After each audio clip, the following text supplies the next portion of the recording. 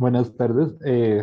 Como ya dijiste, mi ponencia se llama Soy especialista en magia negra, una comparación de cuatro Faustos rusos. Am, Dostoyevsky abre Los demonios, una novela publicada entre 1871 y 1872 con un capítulo que se llama Algunos detalles biográficos de acerca del muy honorable Stepan Verhovensky, entre los cuales se nos cuenta sobre un poema que él escribió cuando el personaje que escribió cuando estaba en Berlín. El narrador nos describe el poema como una especie de alegoría cuya forma lírico-dramática recuerda la segunda parte de Fausto. Empieza con un coro de mujeres, al que sigue un coro de hombres, después aparece un coro de no sé qué poderes y la escena termina con un himno de las almas que no han vivido, pero que tienen grandes deseos de vivir.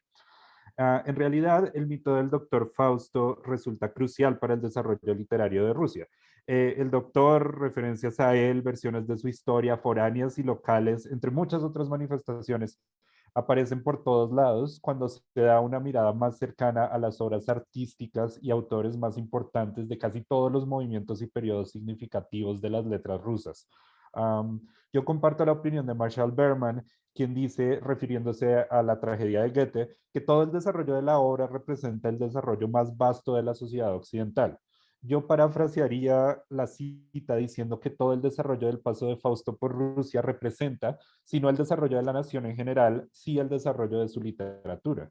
Um, Teniendo lo anterior en mente, lo que me propongo hacer es un par de avances iniciales en el análisis de las manifestaciones fáusticas rusas, no ya como una simple lista de características o mera identificación de sus exponentes, como ha sido la tradición crítica hasta el momento, sino a través de una comparación más detallada de una selección de ejemplos escogidos por su relevancia en las letras rusas. El método de comparación será una versión de los acercamientos de literatura comparada de Alexander Veselovsky, gran filósofo, gran filólogo del siglo XIX, creador del método de la poética histórica, explicados específicamente en Sobre el método y tareas de la historia literaria como un campo de la academia, un discurso pronunciado en 1870. Veselovsky propone que a través del desarrollo literario los autores usan imágenes y métodos que vienen del pasado. Por ejemplo, un mito medieval, como es el caso de mi estudio, el mito del doctor Fausto, pero que en su proceso artístico los modifican y trabajan para comunicar sentimientos cada vez más modernos y específicos, explorando los aportes del pasado a través de nuevos acercamientos y propuestas.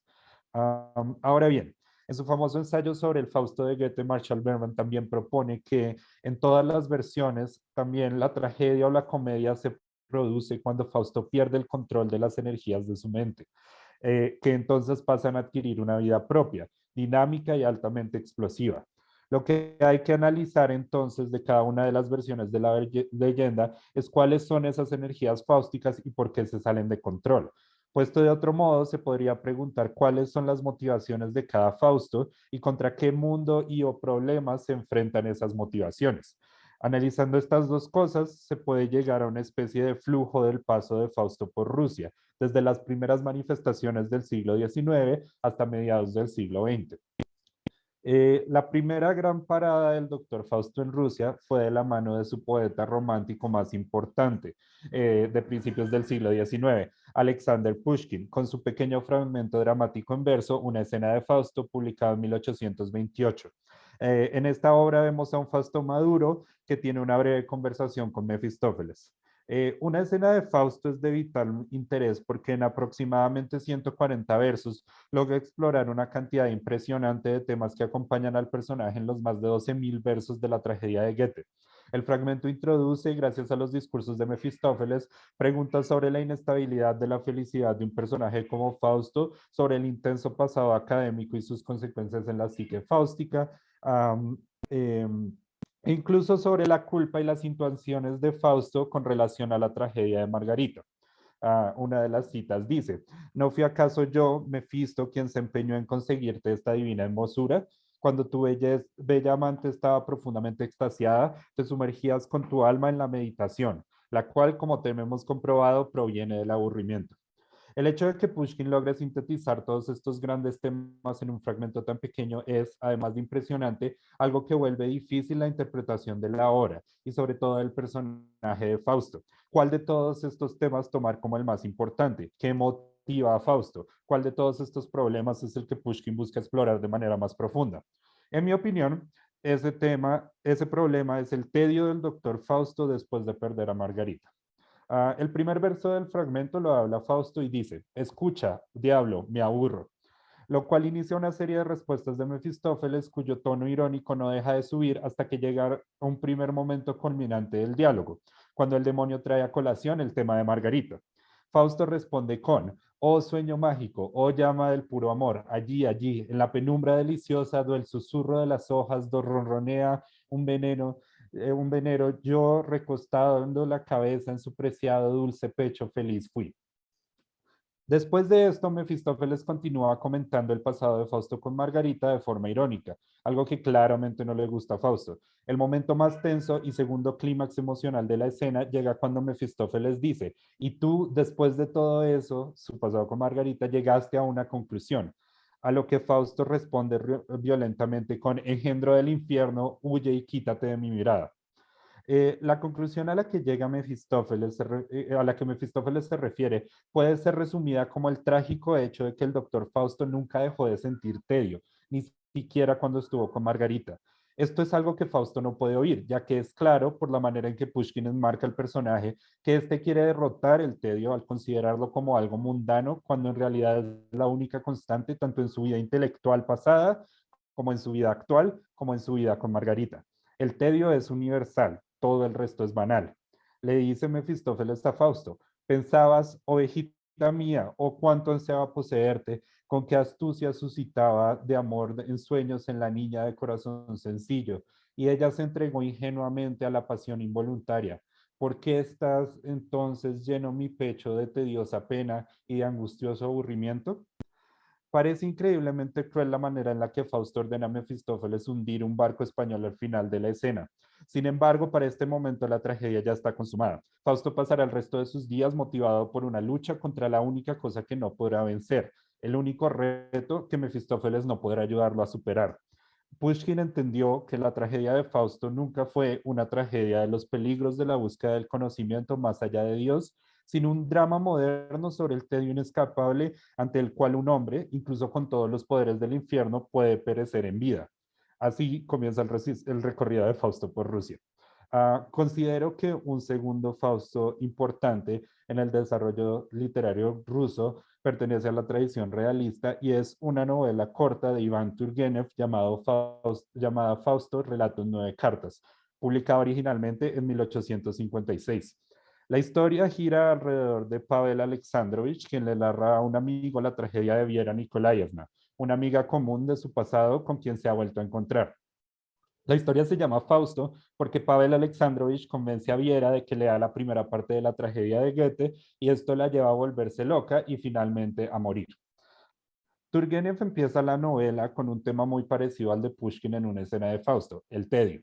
Sin embargo, el tedio en la novela corta de Turgenev no se expresa como un mal universal que lo supera todo, sino como una sensación de angustia que aqueja al protagonista cuando se da cuenta del inexorable paso del tiempo. En pocas palabras, Pavel Alexandrovich es un hombre para quien sus mejores momentos son meras memorias irreconciliables con el ahora. En Pushkin, el pasado de Fausto es una constante que Mefistófeles no le deja olvidar, mientras que el equivalente de Fausto en Turgenev es su propio Mefistófeles y como tal se atrapa a sí mismo en el pasado.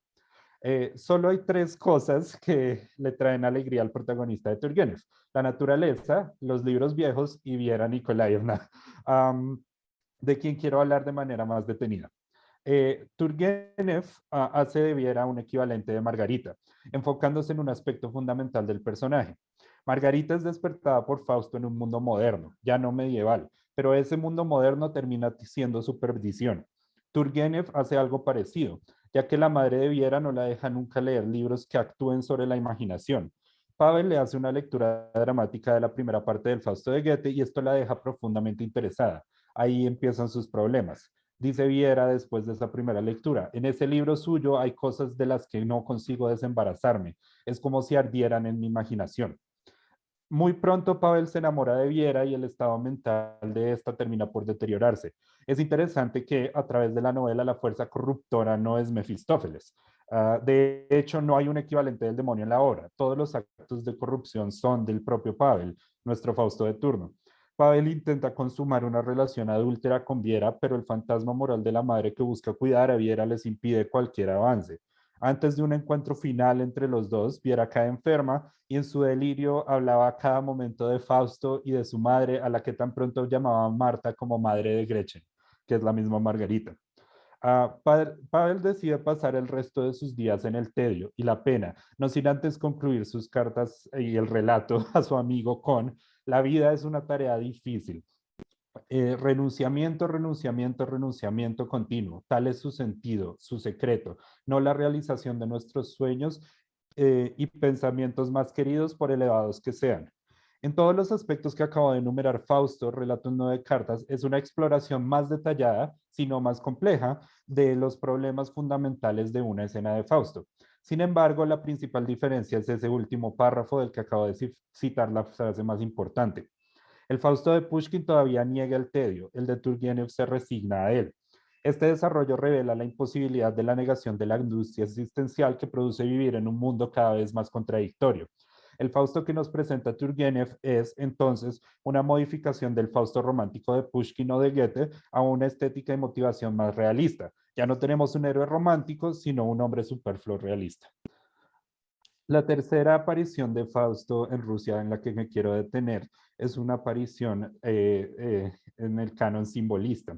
Uh, la contradicción entre tedio angustioso y conocimiento absoluto como elemento fundamental del personaje de Fausto, que estaba ya apuntada en Pushkin y se vuelve mucho más explícita en Turgenev, llega a su punto cumbre con El Ángel de Fuego, una novela de Valery Brusov publicada entre 1907 y 1908.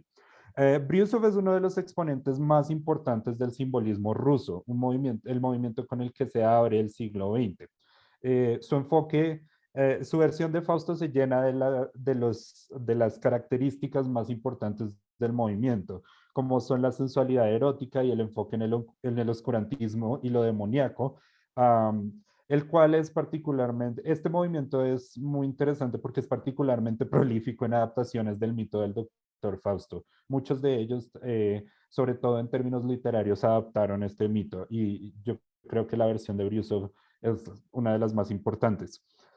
Todo en la obra de Brusov es contradictorio, ya que se trata de una parodia de la novela histórica que se ve sustentada en su historicismo, fruto de una extensa investigación del autor en la historia de las artes ocultas. También es una novela sobre lo demoníaco que pone en duda toda superstición. Es una narrativa en donde aparece el Fausto histórico y aún así el verdadero ejemplo fáustico es nuestro protagonista Rupert, que emprende un extraño camino de aprendizaje en cuanto a las artes oscuras, del cual yo no sabría decir si es un camino de mejoramiento personal frustrado o un camino de perdición personal redimido. En la historia, Rupert se encuentra con Renata, quien está convencida de que ha visto un ángel de fuego que la ha elegido como futura santa y luego la deshereda cuando ella quiere consumar una relación carnal con la aparición. Después de esto, ella empieza a introducirse en la demonología para poder recuperar a su ángel y hace que Rupert la siga, lo que lleva inevitablemente a un enamoramiento trágico. Muchas cosas se podrían decir del ángel de fuego, pero para no salirme de la perspectiva de esta ponencia, quiero preguntarme concisamente, ¿qué motiva a Rupert como protagonista fáustico? Brusov lo hace bastante clara la respuesta a esta pregunta. Renata. Lo interesante de este protagonista, en contraste con los dos anteriores, es que su vida no es particularmente notable ni antes ni después de los acontecimientos de la historia. Rupert no es ni un gran conocedor académico, ni particularmente notable en sus sentimientos, ni antes ni después de sus aventuras ocultistas. Después del hecho de la novela, después de los hechos de la aventura, el énfasis también es puesto en Renata y los tratos con el demonio a los que ella lo llevó a él.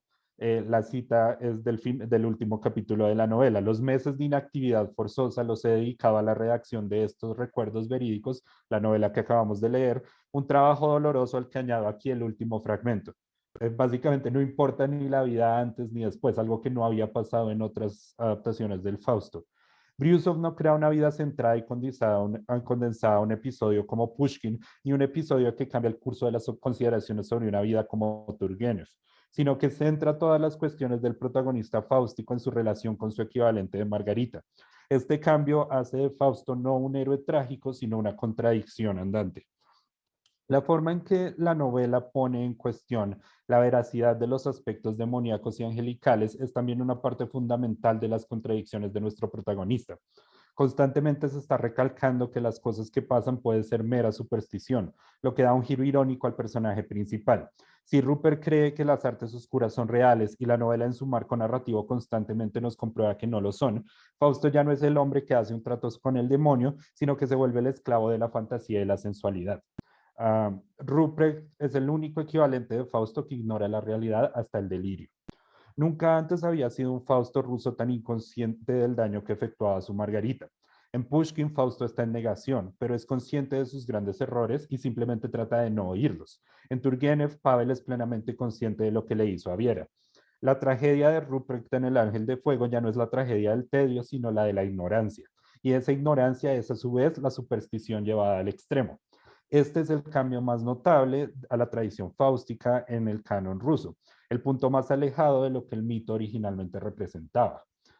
Sin embargo, en la época soviética se escribió otro Fausto que en cierto modo reivindicaba algunas de las proposiciones de los Faustos originales. Mikhail Bulgakov escribió su novela El Maestro y Margarita entre 1928 y 1940, año de su muerte. En cierto sentido, esta novela es un ejemplo crucial de las obras satíricas de crítica social que se escribieron en la época soviética. Es incluso, creería yo, el más conocido fuera de Rusia. Um, Bulgakov no es tan crítico ni alejado de las representaciones tradicionales del mito fáustico como lo es Brusov. Tal vez su punto más revolucionario es que en El Maestro y Margarita, eh, su equivalente de Fausto, el así llamado Maestro y Margarita, son redimidos y viven un final feliz después de muertos, ayudados Nicolás, por te un quedan diablo. 5 minutos. Gracias. Ayudados por un diablo aquí llamado Voland, que es fundamentalmente bueno. Esto es otra de las grandes innovaciones de Bulgakov en la novela. Eh, y este diablo Voland los ayuda a consumar su amor en un mundo que aquí sí es fundamentalmente contradictorio e irreparable. El mundo que nos pinta Bulgakov en su novela es horrible y en comparación el diablo es un amor. Es también muy chistoso el diablo de Bulgakov. Desde luego hablaré más que todo de la historia del maestro y Margarita, no porque no se encuentren elementos fáusticos en las otras partes de la novela, sino porque es en estos dos protagonistas donde se encuentran los paralelos y consideraciones más pertinentes en cuanto a cómo trata Bulgakov un personaje como Fausto. Sin embargo, primero hay que hablar del lugar que se nos presenta en la novela, ya que está en contraposición total con el de Brusov. Si Brusov pone a sus personajes a sufrir un mundo trágico en el que sus supersticiones son las causas de sus sufrimientos, Bulgakov pondrá a personajes incrédulos a ser víctimas de las burlas de seres decididamente sobrenaturales. Eh, este es un diálogo del primer capítulo de la novela. ¿Y cuál es su especialidad? Se interesó Berlioz. Soy especialista en magia negra. Lo que faltaba estalló en la cabeza de Mikhail Alexandrovich.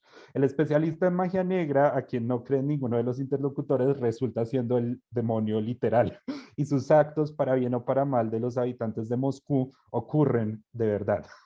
En medio de la sátira que ocasiona el demonio, se nos da la historia del maestro y Margarita, lugar de verdadera sentimentalidad en una novela que se caracteriza por su crítica descarnada de todo lo demás. En esta novela, como en Brusov o Turgenev, lo que motiva los tratos demoníacos y el tedio de lo vital es el amor, o más bien la falta de la realización del amor por cuestiones mundanas. El maestro aparece por primera vez ya definido por su relación con Margarita. Soy el maestro, dice, y se puso serio y sacó del bolsillo un gorrito negro mugriento con una M bordada en seda amarilla. Se puso el gorrito y se volvió de perfil y de frente para demostrar que era el maestro. Me lo hizo ella con sus propias manos, añadió misterioso. Como en las otras novelas y a diferencia de Pushkin, Fausto es aquí definido por su relación con Margarita específicamente como fuente de su felicidad. A pesar de esto, esta es la única, a pesar de todo el pasado trágico que este personaje ha tenido, esta es la única interpretación donde Fausto y Margarita lo ponen todo por debajo del amor y aceptan la contradicción vital que los rodea en lugar de pelear contra ella como en las otras obras. Por lo tanto, es la única en la que Fausto y Margarita logran superar el tedio universal de la existencia o la tragedia. Esta es una cita del último capítulo de la novela. Para siempre, esto hay que comprenderlo, susurró el maestro. Prestó atención a todo lo que sucedía en su alma. Después de la emoción sentía una profunda y encarnizada ofensa, pero no fue un sentimiento duradero. Le sucedió una indiferencia orgullosa. Por último, experimentó un presentimiento de la paz eterna. En cierto modo, se puede leer el paso de Fausto por Rusia como un canto a coro confuso, como en la cita de los demonios de Dostoyevsky. Sin embargo, creo haber dado cuenta de que el paso del personaje por las letras rusas es, en cambio, una lenta consideración en diálogo sobre el conocimiento, el tedio y el amor, un microcosmos de lo que la literatura rusa en general estaba haciendo en semejantes periodos tan fructíferos. Fausto pasó por Rusia desde la poesía más cargada a la tragedia más profunda. Incluso llegó a tener un final feliz. Muchas gracias. Muchas gracias, Nicolás. Es un tema muy interesante y el trabajo que has hecho, no sé, me parece muy completo y además, como te digo, no sé, es que todas estas adaptaciones también de las imágenes medievales y demás me interesan a mí también como personalmente, entonces me parece como un trabajo brutal, no sé qué más decir. Si alguien más tiene preguntas o comentarios, por favor, hazlo. Santiago, adelante. Vale, sí, yo me uno a Laura Sofía, me parece que es un trabajo muy, muy chévere por la temática abordada. Y esta vez sí tengo una pregunta. Hasta donde llego a comprender, digamos que en la evolución de estos Faustos, digamos que la presencia de Mefisto es unitaria, ¿no? Digamos, desde Goethe, incluso desde Marlowe, siempre Mefistófeles es uno a pesar de que aparezcan otros demonios. Mi pregunta sería, ¿tú cómo interpretas que la figura de Mefistófeles en El Maestro y Margarita deje de ser unitaria y se vuelva más bien múltiple, tanto que parezca que es como si fuera una trinidad, porque está, pues está volando, obviamente, pero está también el gato, Popota, está Azacelo, y están todos estos demonios que se describen de una manera muy, muy graciosa, ¿no? Pero tú como personalmente, ¿cómo crees que funciona, cómo funciona este hecho de que sean muchos los demonios, o sea, muchos los Mefistófeles que rodeen a Fausto y a Margarita? Que nada, quisiera como decir que yo también pensaba lo mismo de que la figura de Mefistófeles siempre es unitaria. En el análisis de estos Faustos me he dado cuenta de que eso resulta ser un poco más falso de lo que uno pensaría. Mefistófeles incluso es la parte menos necesaria del mito fáustico, hasta el punto de que dos de los Faustos que yo leí son plenamente fáusticos, pero no tienen presencia de un Mefistófeles definido. Bueno, Briusov es complicado de hablar porque hay un Mefistófeles histórico en Briusov, pero no es el Mefistófeles que hace el papel de Mefistófeles. Sin embargo, Mefistófeles en Bulgakov sigue haciendo un papel fundamental que es la contraposición social. Mefistófeles como figura siempre ha funcionado como una burla de la sociedad en la que se encuentre, ya sea la sociedad católica que nos muestra Mardo, la sociedad de finales del 18 que nos muestra Goethe, o la sociedad soviética que nos está mostrando Bulgakov. Voland necesita ser múltiple por el hecho de que esta sociedad sea tan mala. O sea, no hay suficiente, o sea, no hay nada que rescatar en esta sociedad.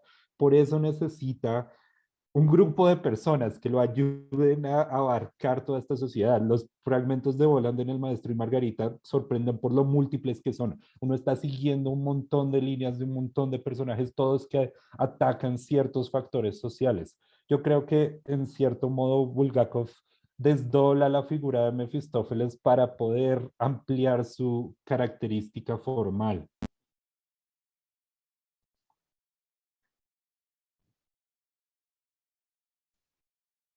Ok. Ok, muchas gracias. Elena también tiene otra pregunta. Dale.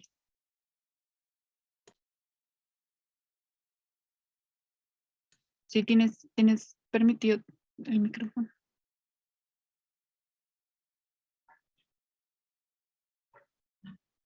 Elena, ya pues. Sí, sí, sí. Hola, de nuevo. No, nada, esta me parece una investigación muy bombi, entonces felicitaciones, Juan Nicolás, me gustó mucho.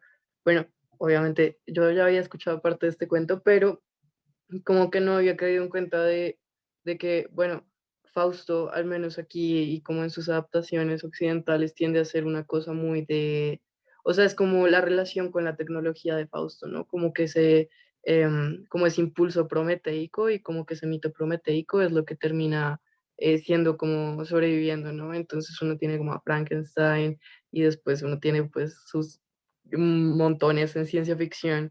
En fin, entonces me parece muy chévere como tirarlo por el otro lado, que también me parece lo más, como, o sea, la característica que personalmente me ha gustado más del mito de Fausto, que es como incluso teniendo todo eso, como que no se va a aburrir, por decirlo en grueso. Pero quería, además de decir eso, preguntarte si en alguno de estos Faustos, o sea, porque me acuerdo mucho que cuando leímos Fausto, creo que estabas tú también, estábamos comentando que en el Fausto del Goethe está también el hipotexto del libro de Job de la Biblia y como esa figura.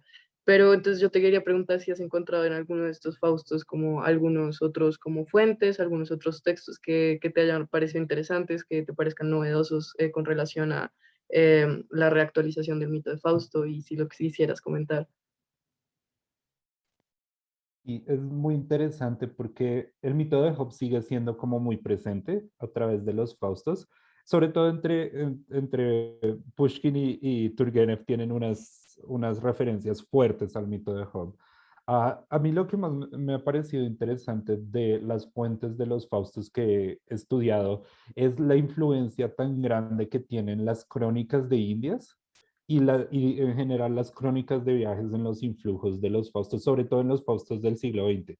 Briusov está en cierto modo haciendo una parodia a la novela histórica, pero también está haciendo una parodia a la crónica de viaje. También está haciendo una especie de parodia a todos estos relatos de viaje que eran muy populares a principios del 19. Bulgakov también referencia a las mismas cosas, sobre todo Voland es caracterizado como un viajero. Luego nos enteramos de que es un viajero en términos de planos astrales y un viajero como entre el paraíso y nosotros, pero también es caracterizado como un viajero. Entonces, esta figura del viajero se empieza a volver más y más fuerte entre más avanzan los Faustos rusos y remiten constantemente a las crónicas de viaje, algo que no me esperaba en absoluto. También otra cosa que es muy interesante en cuanto a intersexualidad es que Goethe, como que el Fausto de Goethe, sobre todo la primera parte de la tragedia, empieza a adquirir como una vida propia. Entonces, se podría también trazar una historia de como de esta influencia específicamente en la historia rusa, de la mano de Gounod. La ópera de Gounod fue muy importante en Rusia también. Pero esta intertextualidad con Goethe que empieza a adquirir una vida propia y se vuelve como cuando mencionan el nombre de Goethe, no tienen sino que mencionar ese nombre y ya hay un montón de símbolos semánticos que han sido establecidos y eso también es muy importante.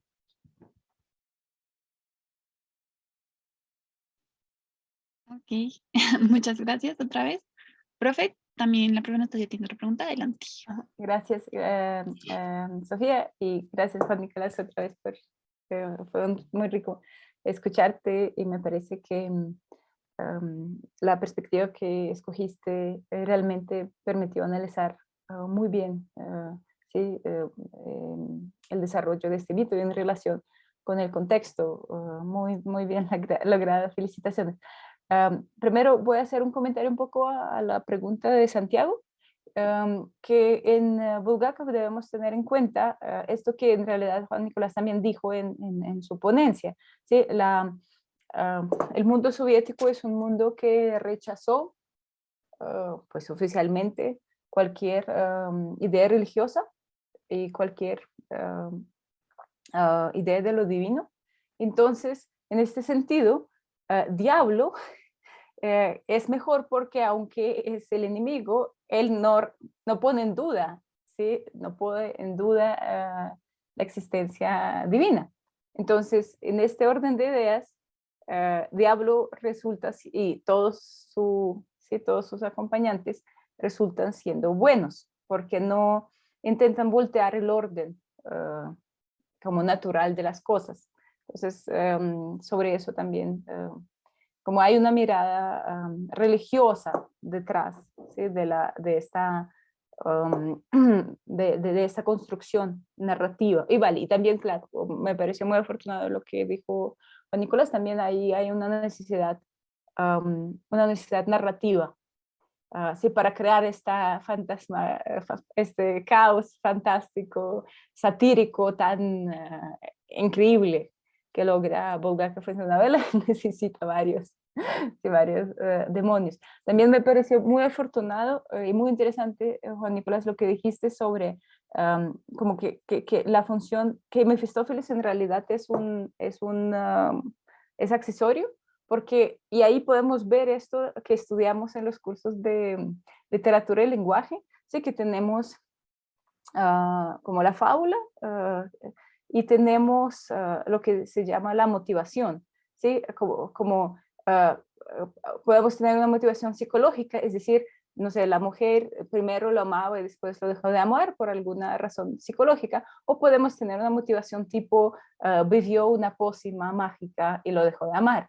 ¿Sí? Entonces, Mefistófeles es un tipo de motivación que funciona para una variante de esta misma fábula, pero después, ¿sí? Introduciendo la motivación psicológica, en términos formalistas, ¿sí? Ya sobra. Entonces, sí, Mefistófeles desaparece. Pero finalmente tengo esta pregunta a Juan Nicolás. Esta visión de Veselovsky sí fue criticada por los formalistas, porque ellos exactamente sí creían que no el arte, como se adapta, la misma historia se adapta para reflejar mejor la realidad, sino que las cosas son al revés. No sé si recuerdas en el libro de Steiner, esto queda muy bien explicado, ¿sí? Que en realidad la cosa siempre es la misma, el material siempre es el mismo, el conflicto es más o menos, ¿sí? El número de conflictos son muy limitados, y lo que cambia es la construcción, ¿sí? Para poder tener el efecto de desautomatización.